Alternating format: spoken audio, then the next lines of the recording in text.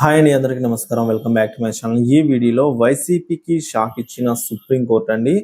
So మరి వివరాలు తెలుసుకుందాం వీడియోలో. వీడియో ఎక్కడైనా స్కిప్ చేయకుండా ఎండ్ వరకు చూడండి, అప్పుడే పూర్తి ఇన్ఫర్మేషన్ అర్థమవుతుంది. అలాగే వీడియో నచ్చినట్లయితే దయచేసి లైక్ చేయండి, షేర్ చేయండి. ఇలాంటి వీడియోస్ కోసం మన ఛానల్ అయితే సబ్స్క్రైబ్ చేసుకోండి. ఇక ఆలస్యం చేయకుండా వివరాల్లోకి అయితే వెళ్ళిపోదాం. సో వైసీపీకి షాక్ ఇచ్చిన సుప్రీంకోర్టు అండి. పోస్టల్ బ్యాలెట్ ఓట్ల లెక్కింపుల వ్యవహారంలో సుప్రీంకోర్టులోనూ వైసీపీకి ఎదురు దెబ్బ తగిలిందండి.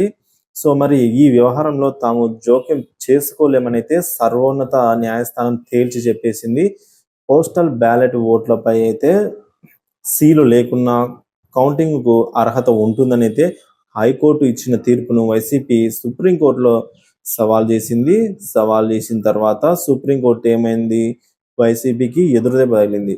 అంటే ఈ వ్యవహారంలో తాము జోక్యం చేసుకోలేమనైతే సర్వోన్నత న్యాయస్థానమైన సుప్రీంకోర్టు తేల్చి చెప్పేసిందండి. సో ఏదైతే హైకోర్టు, ఏపీకి సంబంధించి హైకోర్టు ఇచ్చిన తీర్పును ఫైనల్గా చేస్తూ సుప్రీంకోర్టు అయితే ఆదేశాలు జారీ చేయడం వల్ల వైసీపీకి ఎదురు దెబ్బ తగిలినట్టు అయిందండి. ఇటు రాష్ట్ర ప్రభుత్వంలో, అటు కేంద్ర ప్రభుత్వం సంబంధించి కూడా, అంటే హైకోర్టు మరియు సుప్రీంకోర్టులలో కూడా రెండు చోట్ల ఎదురు దెబ్బ తగిలినట్టే అయింది. సో ఇది అండి. సో రేటుకేలకు రేపైతే ఎన్నికల ఫలితాలు అయితే రాబోతున్నాయి. రేపు 12 గంటల నుంచి 1 గంట మధ్య లోపే రిజల్ట్స్, ఎవరు మెజారిటీ అనేది తేలనుంది.